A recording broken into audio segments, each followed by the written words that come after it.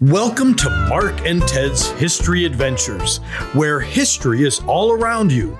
In fact, it's just off the road, waiting for you to discover. With Mark Hall Patton, the beard of knowledge from History Channel's Pawn Stars, and me, Ted Fay, documentary filmmaker and desert storyteller. Together, Mark and I are hitting the back roads to uncover the untold stories of hidden places and forgotten people.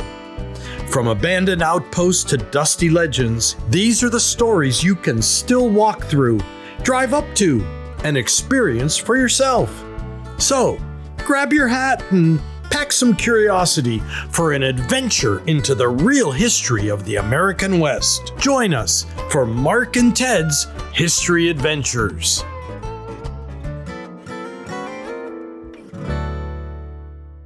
You have to admit, I always bring you to the high points of southern Nevada, you know? Mark, you really do. You bring me, well, he's bringing all of us to a place that I've never been to before. This is my first time here with you. I don't know that I would have necessarily put it at the top of my to visit in Nevada list. But it's an interesting place. Correct. You're telling me that there is this place not far from one of the other episodes we did was in Jean. And right. So right up and in Good Springs. And in Good Springs. Yep. And so right up the street from Jean, well, Good a little Springs, bit, up the road. Up the road. There Yeah. is a road when you go to Good Springs, it turns off and it goes for, 15 miles, Yeah. and you end up here. So Mark, where in the world is here?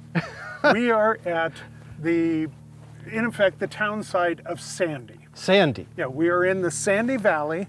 The Sandy Valley is the Nevada side of the Mesquite Valley, which is the California side. Oh, wait. So how does that work? Yeah. We are just off of a cutoff of the old Spanish Trail. A cutoff of the old Spanish Trail. Yeah. Back in the 1830s, right? They started this trail? This is a little later. A little later? In the 1850s, Okay. a new cutoff of part of the old Spanish Trail was found. It saved 40 miles, Oh. which was always a good thing if you could, find a route that had water on it. A little shortcut. And this did. Yep. You could, and it had water on it, so they found it. You can see back over here Yep. where it comes down, and you can see right over here, that's the Kingston grade over there. That's where it comes out of this valley. Okay. So it saved 40 miles on the old Spanish Trail. Remember, neither old nor Spanish. Fremont had no idea what he was doing when he named it. John Fremont. Yeah, John Charles Tell everybody Fremont. who John Fremont was. Well, John Charles Fremont was the 1856 candidate for president on the Republican Party. He was an idiot, when he named it. He was also an explorer in the West. He was the one who came through this area in 1856. But what ended up later on happening was in 1876, a fellow named Miguel Nevarez was the first one to find a mine here, actually mined salt. Oh, and table salt? Like salt for your table? Not for your table. Not No, for no, your no. table. For mining. For mining. You need salt in order to mill your Oh. gold and silver. So they and use that it sort in of the thing. process. In the process. In yeah. the process of milling the gold or silver, they needed Right. this salt. So it's one step back in the mining thing. It doesn't quite get to the consumer, but it helps. It Right. helps the stuff to get to the consumer. That's right. Right. Very good. Got it. Thank and you. so that was the first mining that was done here. And then later on in 1888, Okay. they found a mine here called the Keystone Mine. All right. That was right back up here in those hills. Those are the Spring Mountains, by the way. Okay. Right back over here. That's part of the Yellow Pine Mining District. When we were in Good Springs is part of the Yellow Pine Mining District. It's a very large mining district. Okay. This is the other side of the Yellow Pine Mining District. There was no railroad close by here. I've got a question. Why was it called the Yellow Pine Mining District when I see no trees whatsoever on any of these mountains anywhere? To tell you the truth, I don't know. They named it the Yellow Pine Yellow Mining pine. District. Maybe hopes of seeing one someday. have been. Maybe we'll see a tree someday. That's right. There may have been some up in some of the mountainous areas. Okay. But there was nothing down here. There's nothing no, on there these are rocks. No yellow Nothing. pines down here. But this was the Yellow Pine Mining District. All righty. A lot of mining districts actually took their names from, well, sometimes a box of matches, sometimes somebody's name. People just came up with a name, slapped that on the mining district, and away they went. We're going to get rich. Yeah, Yep. and the Yellow Pine Mining District was a long-lived one, and had a lot of mines here. This was a very, very rich area for different minerals. Okay. They mined gold, silver, platinum, palladium, Wow. copper, lead, Wow. zinc. Platinum. Platinum. Wow. Yeah, one of the very few areas where commercial amounts of platinum, and palladium Yeah. were found. So this was a very rich area. Right. And sand and gravel, all kinds of things. Right. Everything that were people- found yeah. here. Minerals people But could use. yeah. Yeah. But the Keystone, what they figured out was even though when they assayed the ore, Yeah. they found it was $1,000 a ton. Wow. It was very rich ore. Wow, So that is it was worth getting out of the mine here and taking it over miles of desert to the closest railroad.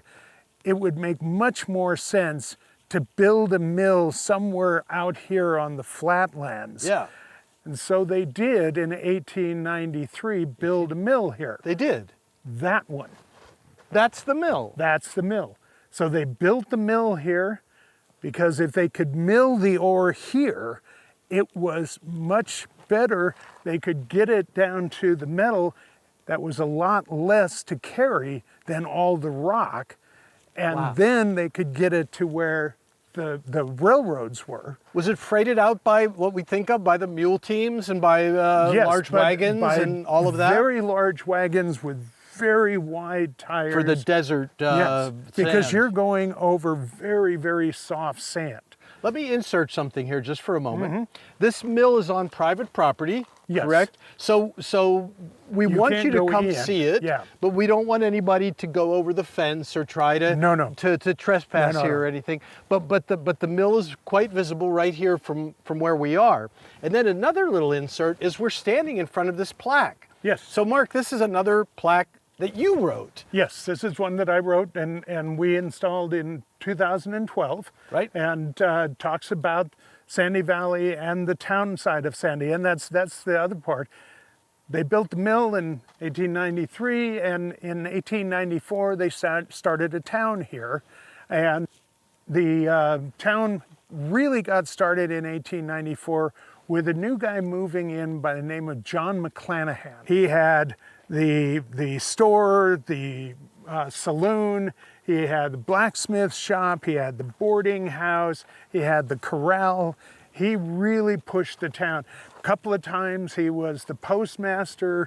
He really believed in this town. And I have to tell you one story and this happened in 1908. 1908, okay. And if you can see in the background the part of the road that's coming down off the mountain back over here. Yes. In 1908, one of the freighters is coming down that road and a blasting powder barrel fell off the back of the wagon and burst on the road. Okay. And so the blasting powder is down on the road, and so he stops and he realizes he can't pick up all the blasting powder. Yeah. So he just kind of spreads it out and throws the barrel off to one side and he takes off. Okay. And it figures, okay, I can't pick it up. I'm just going to spread it out so nobody will get harmed by it. Right. He thinks. Right. And he goes on into town. Right? A couple of days later, after this has been sitting out on, it's just a dirt road. It's not asphalt. It's just dirt. Okay. And this is just sitting in the dirt, but it's been baking in the sun. Oh, no. And it has become unstable. A couple of days later, another guy comes down in his wagon and he and a passenger are coming down the road, not thinking of anything. They're just coming down the road. And John McClanahan is down here in his store, and he hears an explosion. And this echoes across the valley, and he looks out at the road, and the front end of this wagon has been blown off, and these two guys have been blown off into the desert. And so he takes off, and a couple of other guys take off, and they go and pick up the two guys, and they've been badly injured, but they get them, and they're still alive. They get them down to town here, and they're trying to figure out what has happened, and they can't figure out what exactly has happened, because the guy who was the driver just keeps saying, "The road blew up." and they're trying, "What do you mean? The road blew up." That's all he can say. Don't you understand? Yeah. And they finally, after some days, they find out what happened, and they go back up there and they sweep off what's left of the blasting powder, because apparently you don't want to leave blasting powder on the road, because most of Take the that wagons, note, people. yes, Do not leave your blasting powder on the road. No, because most of the wagons had iron shod wheels. Right, sure, Yes, of course. and an iron shod wheel, if it hits rocks, will set off sparks. Oh yeah, because you're going to get like almost a flint Right, reaction. yep. Now, in 1909, John McClanahan ended up passing away. Okay. And Those that guys really, died early. Wait, did he die before Fail? Fail died later. Yes, huh? yeah. Fail died in the flu epidemic. That's right. In 1918. This was not an easy life. Life out here. And when you get out here, you see how you go, my goodness, how did they survive before air conditioning and cars being able to go on paved roads? And it's craziness. The reality was, if you could, you would buy a lot up on Mount Charleston. Okay. And you would send your family up there during the heat of summer. Oh. If you couldn't, you would sleep outside at night, and you would wet down your bed. Wet down the bed. And right. and about the middle of the evening, you would wet it down again, Yeah. because as the water, you didn't soak it. Yeah. But as the water would evaporate, it would take your temperature down 10 to 15 degrees. Right. And it was much more pleasant to sleep outside. Right. Or I've heard sometimes they would, if they had a porch, they would put sheets around the porch and wet them and sleep outside, and the breeze would, if there was a breeze. If there was a breeze. This was just life. You Yeah. learned to deal with it, or you planted trees. Right. As we can see here. If you could, you would plant trees. That would change the temperature in your site significantly. Yeah. That kind of shade. Yeah. Yeah. So McClanahan dies. And the town basically starts collapsing. The mill stops because the mining stops. It reopens, closes. It finally stops altogether. The interesting thing is, over the years, the mill tailings were purchased 4 times by different individuals who reprocessed them. Oh. And every time they were purchased and reprocessed using new techniques, they made money on them. Tailings, by the way, are the wastes of the mine. When you mine stuff out, you have waste material, and so you put that to the side, and they call those the tailings. And sometimes they still have stuff in them. And so that's why...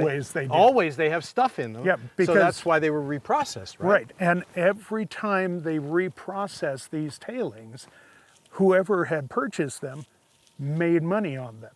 And this is a goal that they were looking for, and basically they could make money on less and less gold per ton, down to the point where there are companies that today reprocess tailings and can actually make money when they're only finding pennies worth of gold per ton in processing tailings. So bring us to current day Sandy.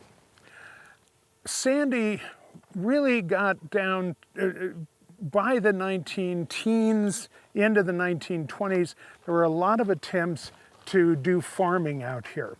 A lot of groups coming over from California, Orange County, LA County, Pomona area, things like that, where groups are coming over here to try to start agricultural colonies. What made them think they could look at what I look at and go, this is just sheer desert and rock, and say, I can plant a thing here? There's an aquifer under this. Oh.